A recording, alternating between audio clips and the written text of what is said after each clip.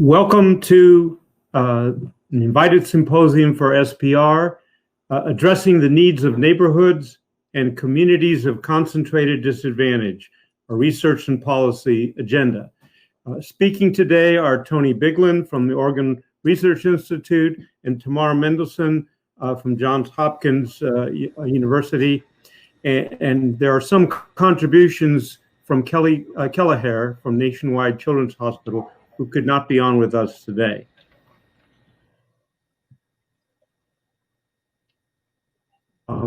The idea for this whole concept here that's driving our symposium is that there was a National Academies of Sciences, Engineering, and Medicine Task Force report last year focusing on fostering healthy mental, emotional, and behavioral development in children and youth. Tony and Tamar were members of that whole panel, as were some other SPR members and members around the US. And one key focus, not the only focus, but one key focus was how to attend to the needs of neighborhoods and communities of concentrated disadvantage in terms of their effect on children, youth, and families. So out of some of this work, also, independent of that, came the idea of a coalition of behavioral science organizations. Those are listed on the screen. Several organizations coming together, including the National Prevention Science Coalition, which has linkages to many of the activities in SPR. And that CBSO group was inspired by the task force report to produce an article that provides guidance for strengthening America's families, and the publication reference is on your screen. Today, we're also following up a May 2020 meeting that was brought together and sponsored by the National Academy and this coalition of behavioral science organizations on May 4th, focusing on reducing concentrated disadvantage. So today's presentations, we're focusing on a report on progress being made on addressing concentrated disadvantage in neighborhoods and communities, and also to engage SPR members in support of the associated initiative. So let me turn it over to our first speaker, Tony Biglan.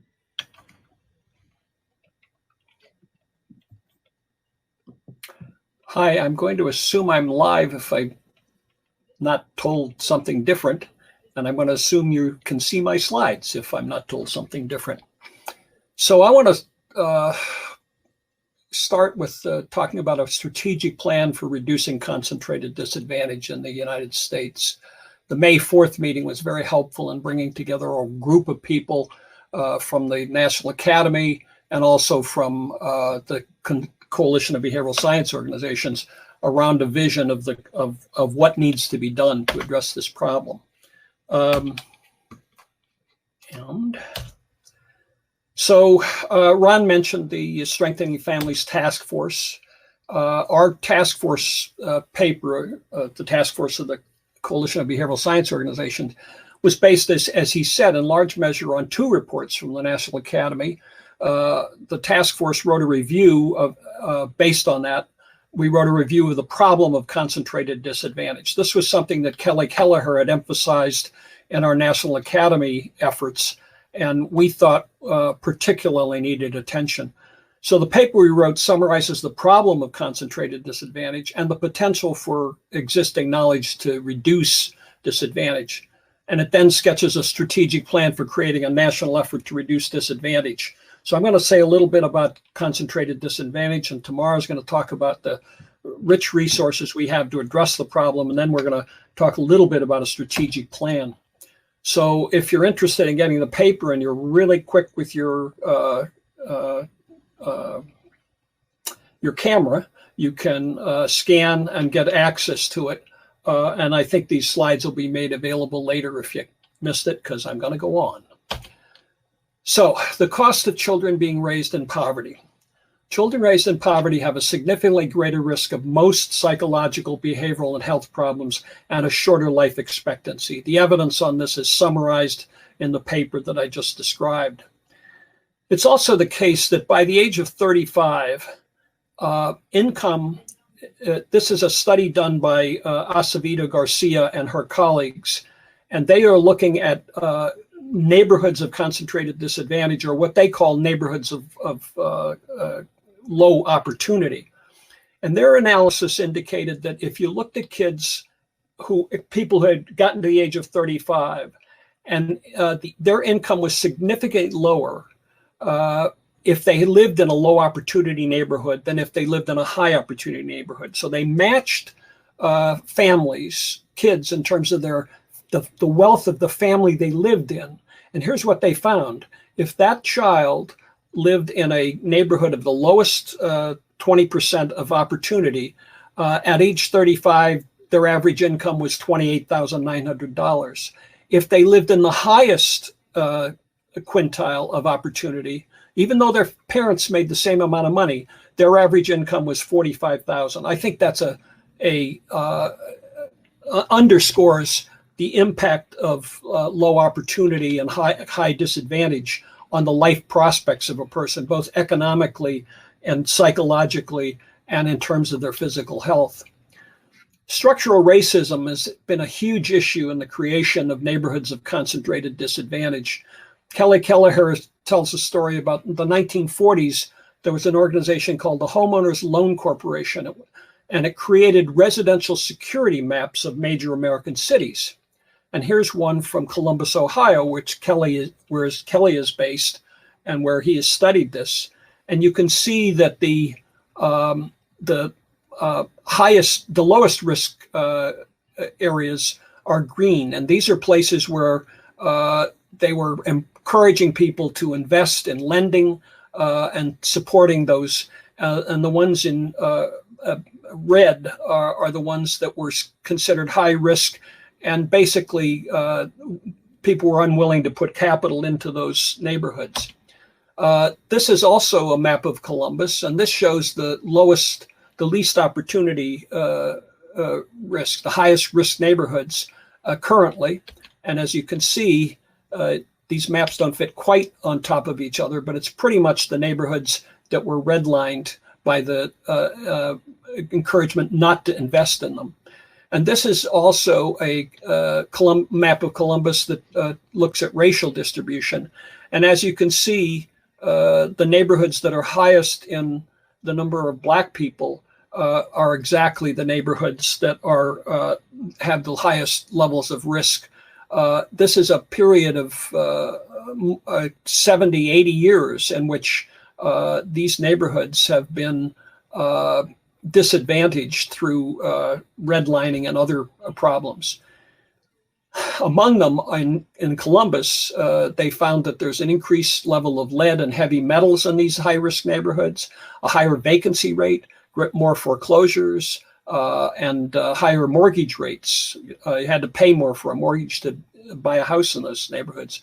More air pollution and particulates and greater violence.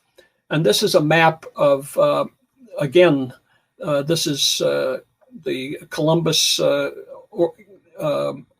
HOLC guides. And what you see is that these neighborhoods that were considered the lowest risk are in here. One of the things Kelly points out is that when they put in the interstates, they often cut through these neighborhoods, thus further disadvantaging people living in those neighborhoods. These systematic practices undermine Black neighborhoods, the redlining and investment practices that I described, the zoning and land use practices, and the urban renewal highway policies, and also racial discrimination and intimidation. And if you are unaware of discrimination and intimidation, you probably have not been awake in America in the last 3 months. According to Acevedo Garcia, only 9% of the variation in neighborhood opportunity for children happens between metros. The point here is that there's greater disparity between neighborhoods within communities than there is disparity among communities. So in other words, virtually every one of the 100 metropolitan areas that Acevedo and her colleagues have looked at, have neighborhoods where there's a much higher rate of disadvantage, much higher rate of premature death, much higher rate of poverty, academic failure, and so on. The intertwined obstacles to well-being in neighborhoods of concentrated disadvantage. These are the things that are problematic in these neighborhoods. Higher levels of poverty, greater levels of discrimination with police brutality, but also a punitive justice system where there are disparities in arrest, disparities in conviction, and disparities in sentencing that result in family instability and also traumatizing of children. Schools have less resources, and there's a lack of capital. These are the problems in these neighborhoods. And so I think that the imperative is that we focus on neighborhoods of low opportunity. If we do not, we will continue to have a nation in which socioeconomic mobility is lacking, health disparities are huge, and a sizable proportion of the people lack the basic conditions they need to live productive lives in caring relationships with others. On the other hand, if we have an opportunity to use what we've learned about what people need to thrive and to assist the neighborhood with the least opportunity to evolve a much more equitable and caring nation. So that's our choice. And what we're trying to do is get the entire nation to develop a plan to address and to focus on these neighborhoods and reduce the low levels of opportunity that they have. And on that note, I'm going to turn it over to Tamar. Okay, Tamar, if you'll go ahead. Thank you, and hello, everybody. It's a pleasure to be speaking to you today. I hope you're all doing well. I'm going to be talking about research on strategies to improve stressful conditions in neighborhoods and communities of concentrated disadvantage or low opportunity, as Tony said. Next. Thanks. So research to improve conditions in communities of concentrated disadvantage has generally involved two distinct types of strategies. One approach is focusing on providing programs that strengthen child and family supports for successful development. This includes school and family-based interventions. Another approach focuses on economic development in an effort to reduce poverty and increase employment. So this might include tax incentives for investing in the neighborhood, job training, and refurbishing housing. I'm going to talk briefly about each of these types of strategies, kind of a bird's eye view. Next slide. So I'm going to start with schools. Schools are a really promising context for interventions to promote positive youth development and health functioning for several reasons.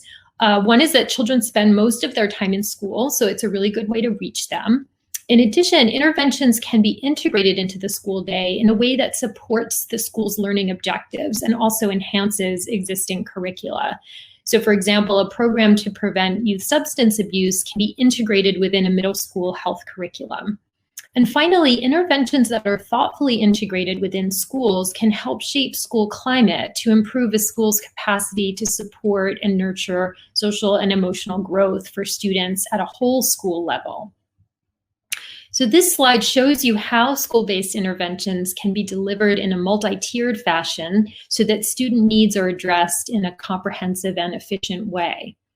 Promotion strategies and universal prevention programs, and this is the bottom of the triangle in dark green, those can be given to a whole grade or even a whole school. This could include programs like daily mindfulness practices or classroom behavior interventions. Those students who have risk factors for developing emotional or behavioral problems, such as students missing a lot of days of school or students who have a known exposure to trauma, can receive more targeted, selective prevention programs. And this is the sort of middle of the triangle. And then finally, indicated programs can be delivered to students who are already showing signs or symptoms of a problem, such as depression symptoms.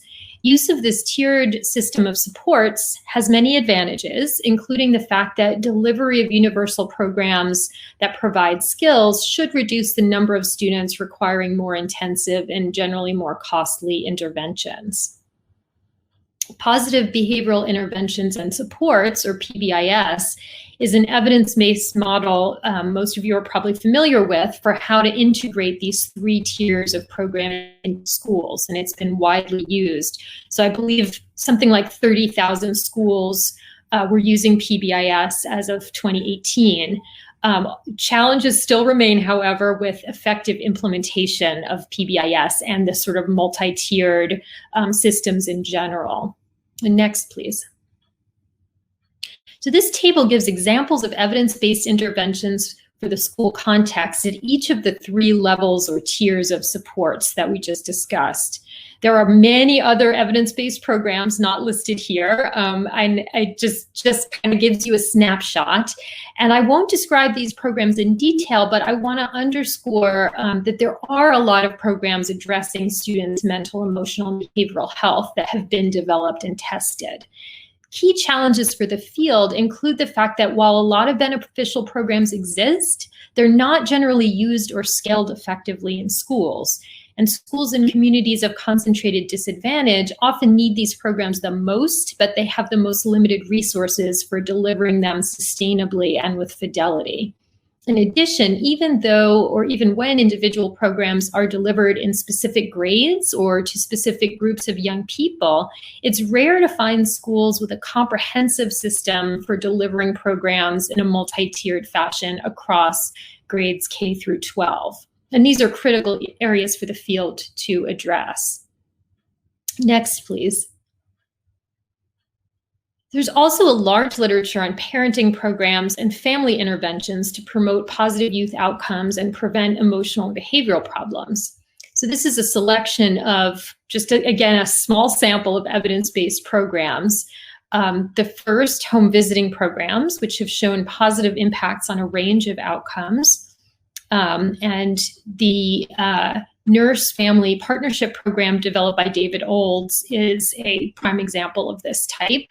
The Triple P Positive Parenting Program is another evidence-based program, as is the Strengthening Families Program. And these have been delivered with various populations of families, diverse families, and also with families at differing levels of risk, again, on the tiered model that we've talked about.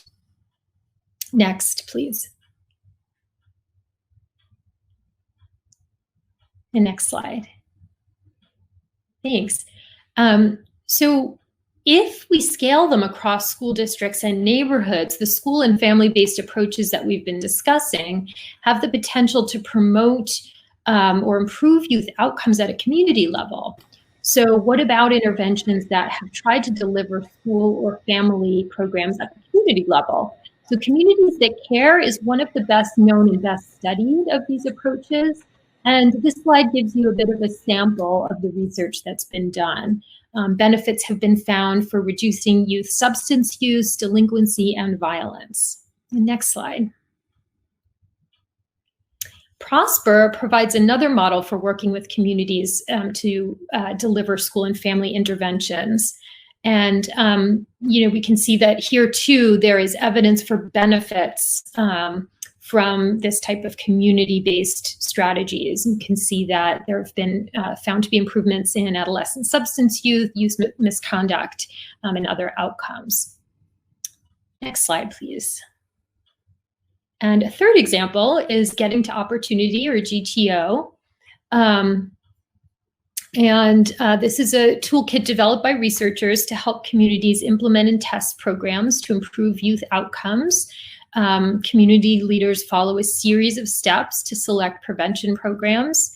And there is less emphasis in this model on the use of evidence-based programs than in CTC or Prosper, but we have seen through research that there are improvements in some process outcomes in youth attitudes related to sexual risk, but not youth risk behaviors. Next slide, please.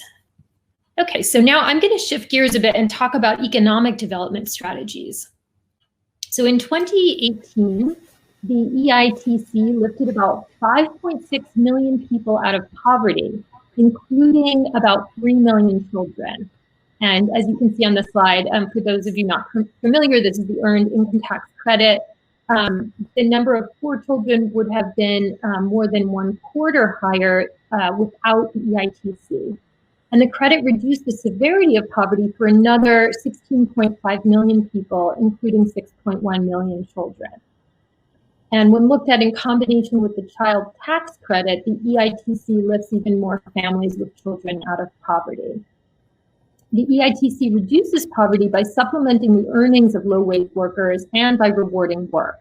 And there's been broad bipartisan agreement that a two-parent family with 2 children with a full-time minimum wage worker should not have to raise its children in poverty.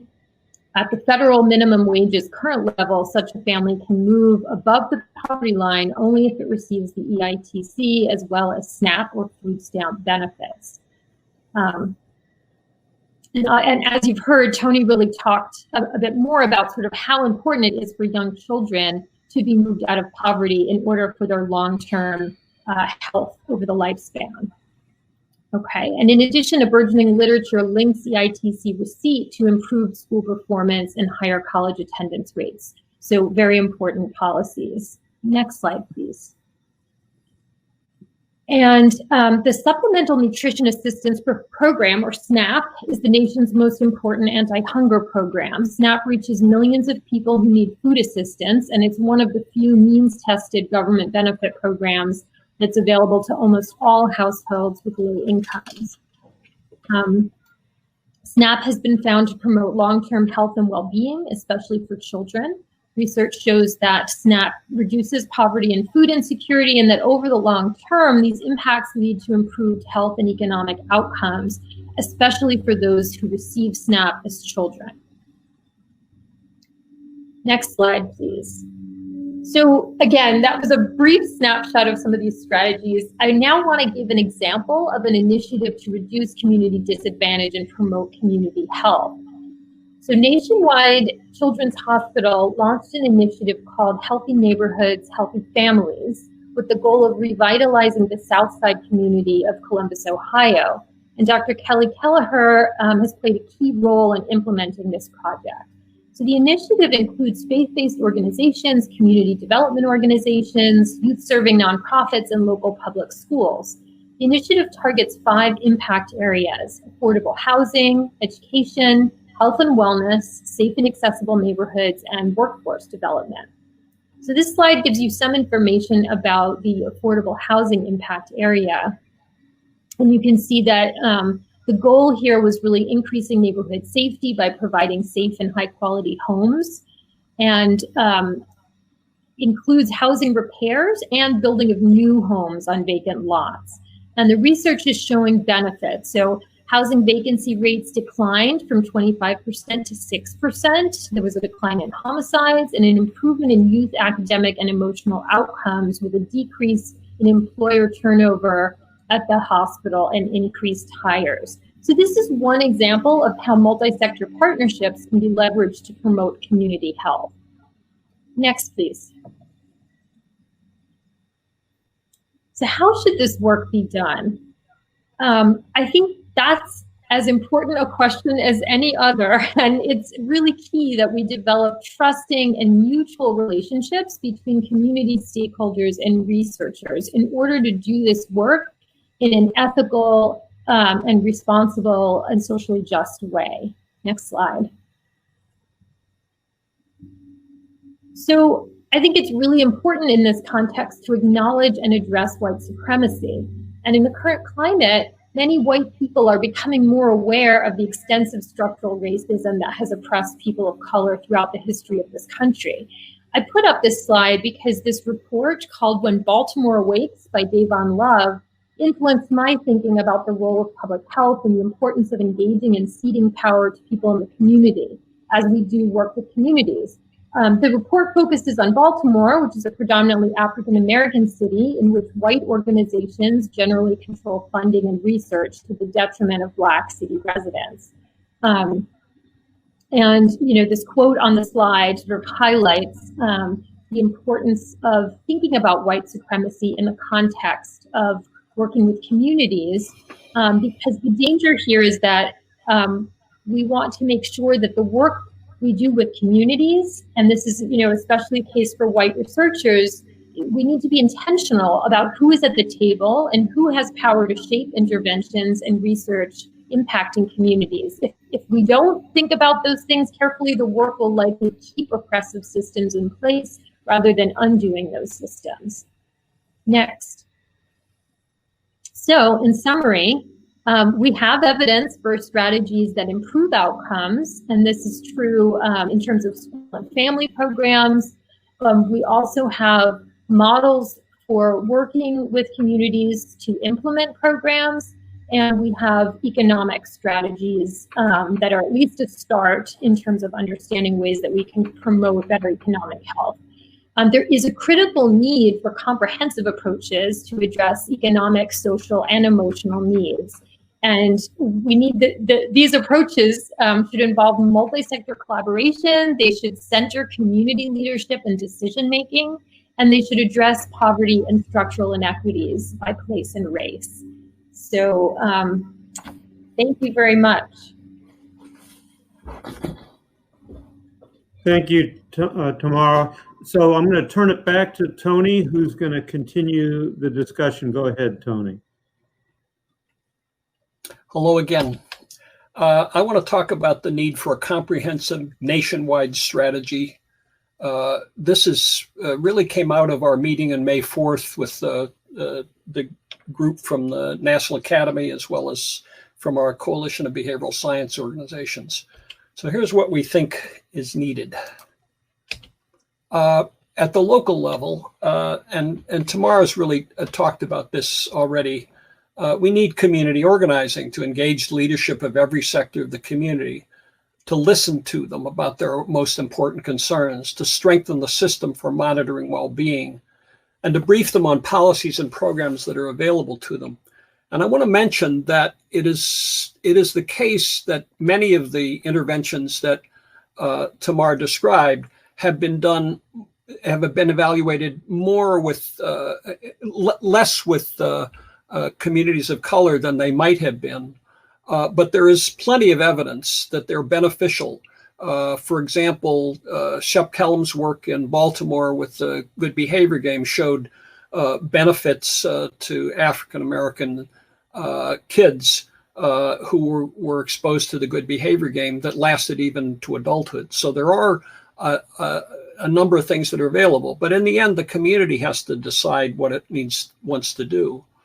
I think using a collective impact strategy to create or strengthen the organization to carry forth an effort over time. So there needs to be the entire community working together, and we need to implement and evaluate the impact of policies. We can't assume that and implement and evaluate the impact of programs, and we can't assume that the program is going to work in any given neighborhood just because it worked in randomized trials in other places. So whatever we do needs to be continuously evaluated.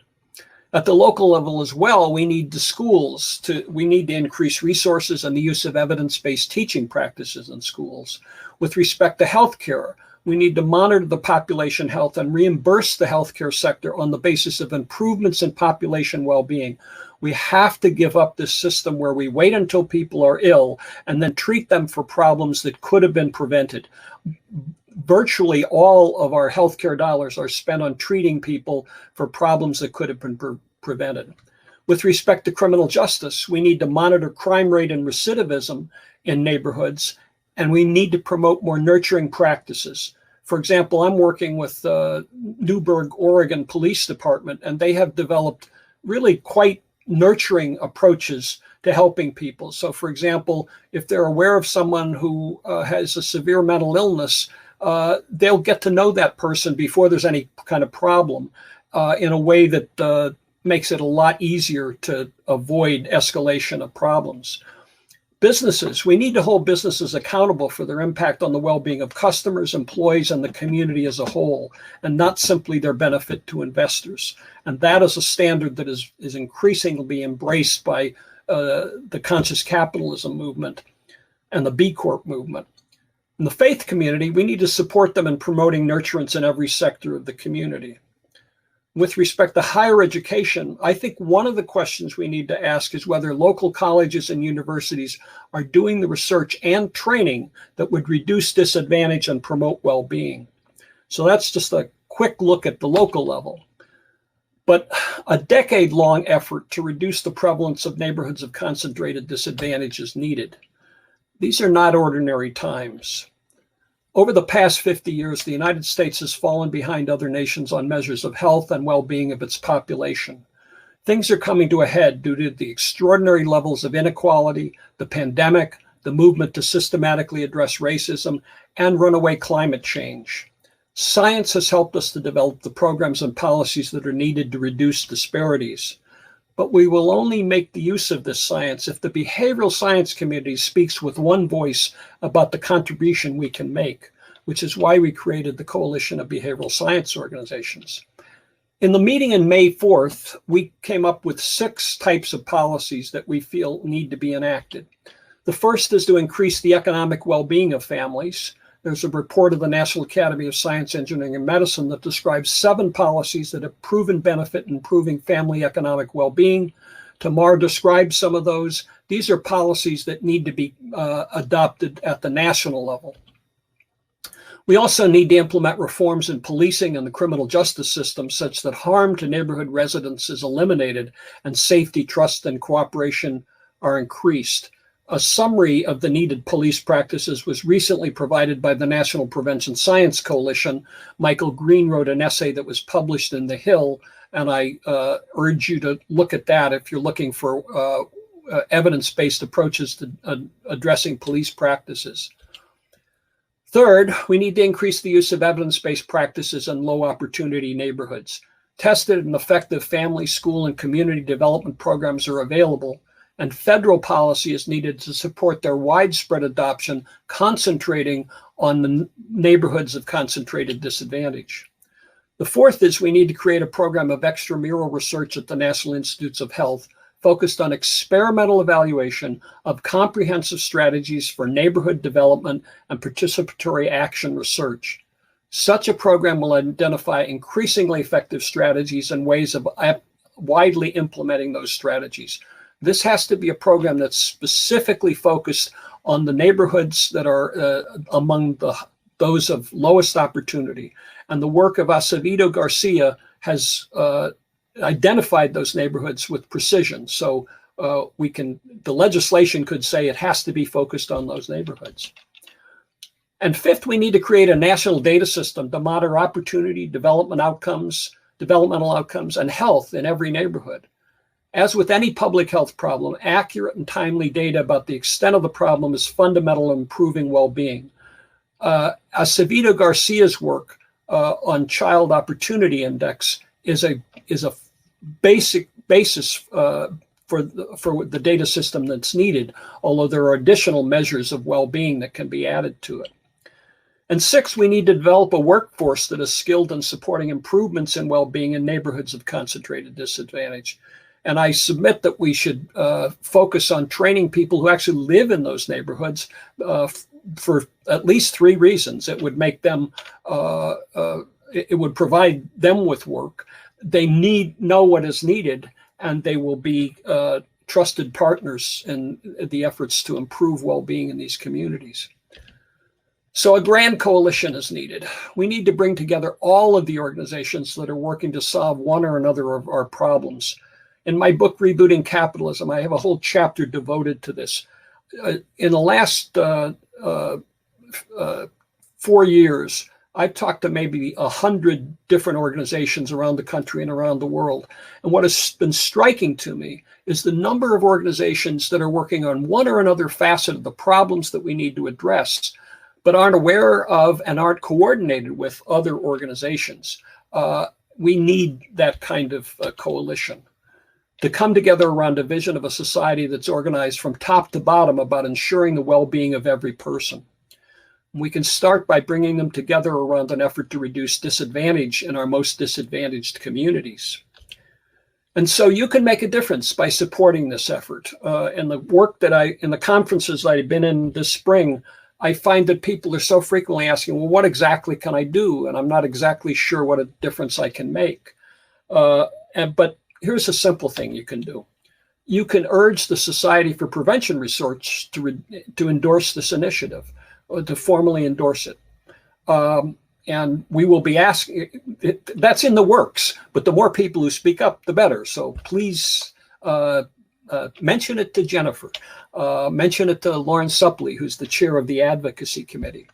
And you can also go to this website, and you can get the details of what we're proposing and indicate your endorsement of it, so that if you would like your name associated with this, and we're already gathered around 30 or 40 names. We've just gotten started. We've gotten organizations. We're getting more organizations endorsing it. The more people who speak up, the better. And so if you just go to this website, you can, give your name, and you can also suggest organizations that we might contact to get their endorsement.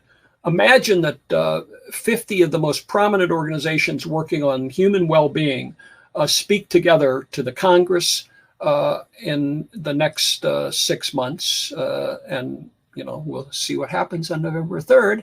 But it may very well be an opportunity to significantly advance the well-being of the people among us who are the most disadvantaged. So I urge you to go there, and let us know about any organizations you might that you think we might approach. And if you're interested in my book, you can. If you live in the United States, we will send it to you for the cost of shipping and handling, no cost. And on that note, I think I turn it back to Ron, who's in charge. Okay, so thank you, Tony. We really can open it up now to Q&A or comments. We're really quite flexible. We had one question that got answered by chat, but it's really, I'll mention it, and Tamar, maybe you can just summarize or take it another direction, and I can add something too. For the in-school interventions, given the effect of the pandemic, schools might not be really operating until 2021 in any kind of extended way. How might these interventions function under those kind of conditions? Tamar, if you want to just say anything else beyond what you said, or you can repeat it if you'd like. Let me unmute here. Yeah, so I do think that there's reasons for optimism in terms of our capacity to deliver effective programming virtually. However, many programs have not been tested in a virtual format. So some researchers are doing that now, but there's still a lot we have to learn, particularly for programs that were not designed originally to be delivered virtually. And then I think coming back to our focus on communities of low opportunity or concentrated disadvantage, a lot of these same challenges come up, right? So these are schools that are serving these communities are generally the lowest funded schools with the fewest resources to be able to adapt programs virtually. And students also are less likely to have the technology or to have internet access. So I think that, this is where we start to see more challenges, and where, there's a real concern that during the pandemic, the existing disparities that we see in these communities are greatly exacerbated. Thank you. We have a question from Arthur. Ron, I have one thing I wanted to mention, something you're involved in. We've created a website called nurturinginplace.com. And what we're trying to do is reach families who are nurturing in place, we hope, with some kernels. These are behavior influence techniques that can be helpful to parents. And so currently we're trying to draw people to the website to see if these kernels would work for them at home. And we have a fairly tight package of 3 kernels they can start with and see. And we're targeting both some of the lowest poverty, or the highest poverty neighborhoods, and some of the lowest poverty neighborhoods, so we can actually get data on how well we are doing in actually reaching the people who might not have been reached in traditional avenues. But in this context, we may get better at reaching families who traditionally haven't had access to help in parenting. Good. And actually, jump in with one final thing there. I think that the pandemic has really shown a light on a lot of the disparities that have persisted for a long time. And one of those is this digital divide, where families with the fewest resources often don't have digital access. If we can view that as a key part of a platform for promoting health in communities, I think it would greatly expand the reach of existing interventions.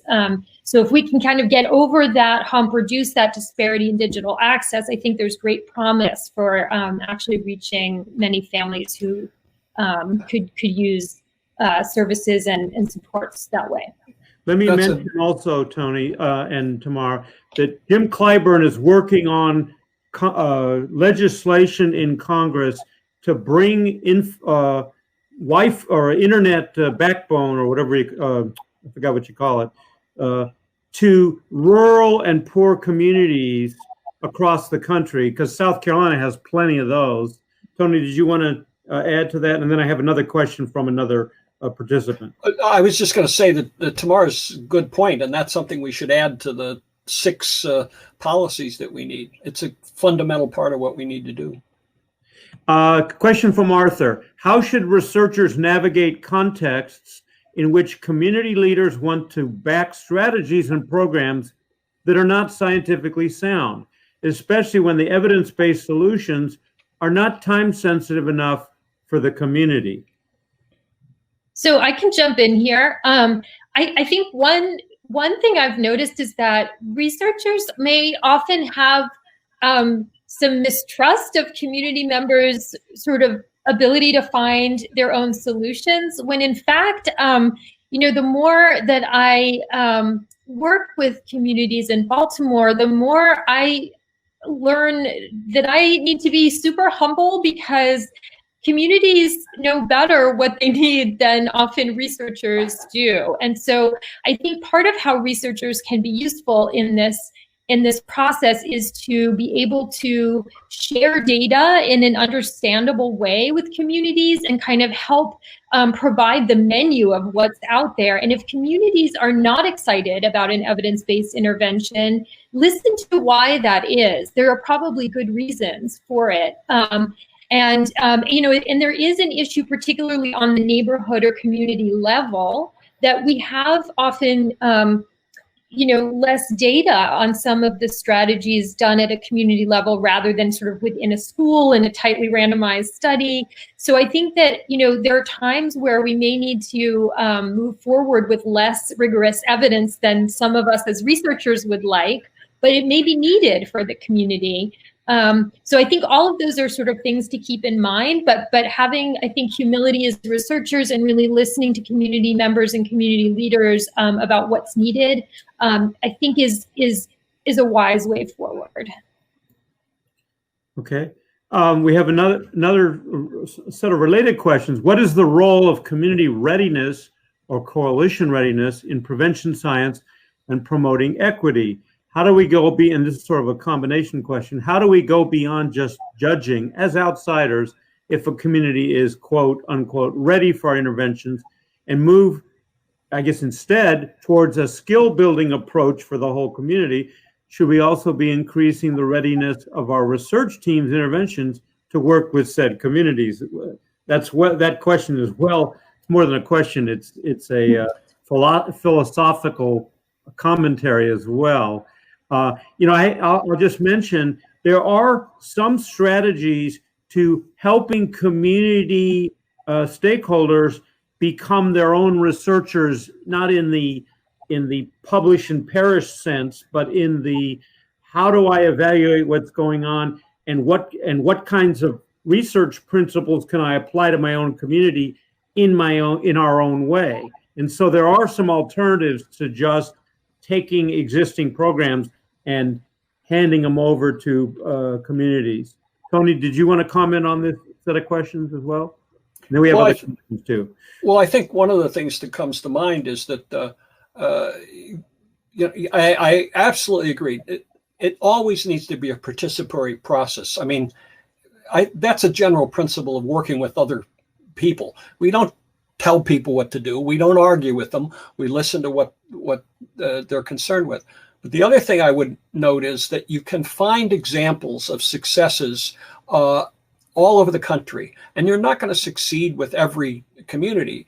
But the more we identify those communities, like what happened in Columbus, as examples of what can be done, the more likely it is that other people will adopt them. Yeah, I think that's a great point. And I think, one of the reasons I wanted to mention the CTC and Prosper programs is that they have developed sort of this sense of a readiness process. And so those are, I think, useful to look at, to sort of see what are those components of readiness. I also think the field of implementation science offers a lot of tools to be thinking about, if we have sort of core kernels or components that seem to be effective, how do we then apply those effectively in different community contexts to promote adoption and sustainability and all of those things. So I think that area of research can be really helpful.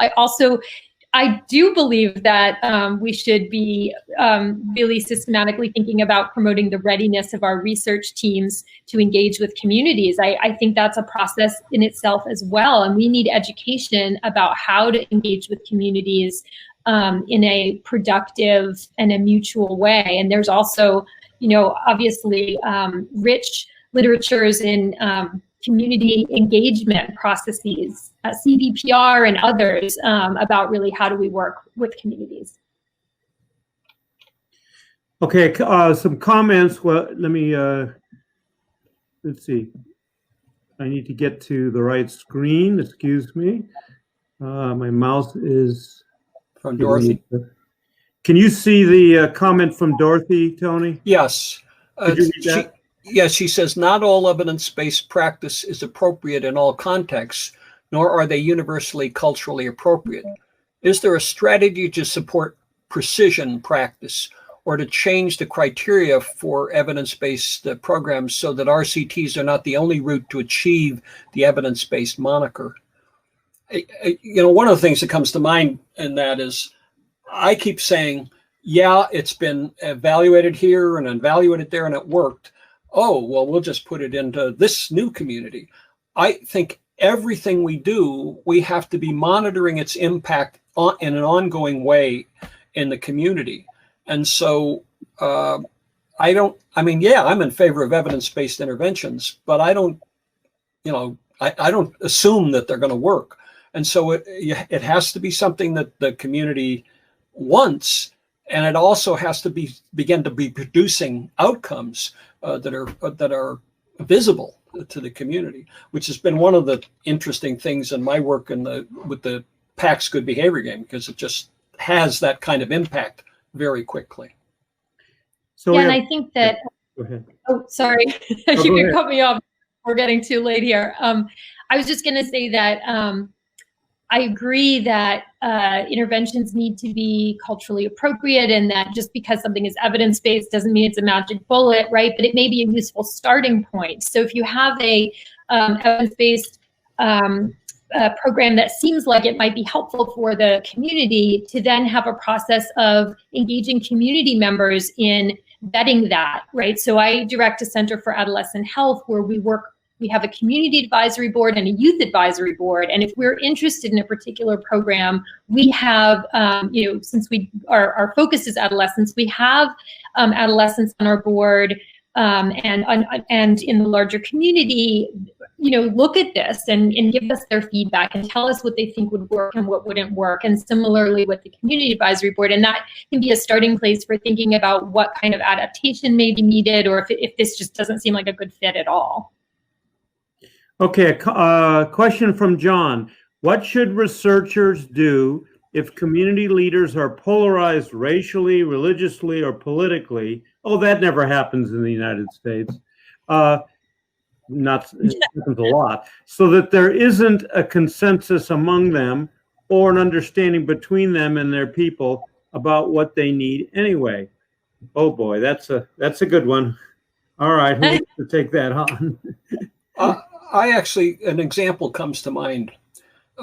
In Oregon, there was an effort to pass a constitutional amendment to say that would have written into the Oregon Constitution that homosexuality is abnormal and perverse and would have prevented anyone from teaching who was gay. And in working against that, there was some violence between the two sides. It didn't pass. But a couple of years later, they put another one on the ballot.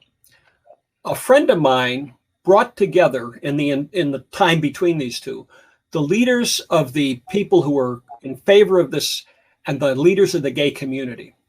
And she went through a process in which she had them eat together and get to know each other. And it was a huge change. We need to bring people together in ways that everyone that create the situation in which people listen to each other and in which people get to know each other. And it's needed all over America. Yeah, and I think, obviously getting everyone to agree is really hard in any kind of group. But I do think that there are processes that can promote more of a supportive, sort of community engaged process.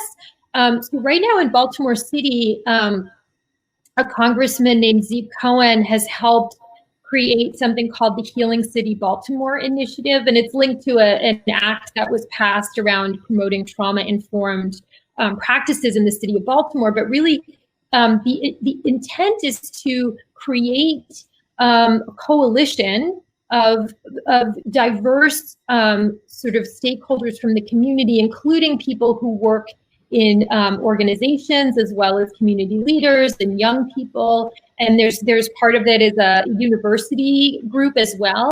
And the idea is to have all of us different stakeholders sort of developing mission, aims, and can you sort of develop a process for even how to talk about and agree on issues. And so I think this kind of structure can really help promote decisions that are genuinely community engaged rather than being more top down. Let me mention one other thing. In chapter 2 of Rebooting Capitalism, you don't have to read the whole thing, I review the evidence on persuasion. And there is experimental evidence that shows that if you help a person to affirm something positive about themselves or affirm one of their values, they open up, they're more willing to listen. And that is foundational for communication between people.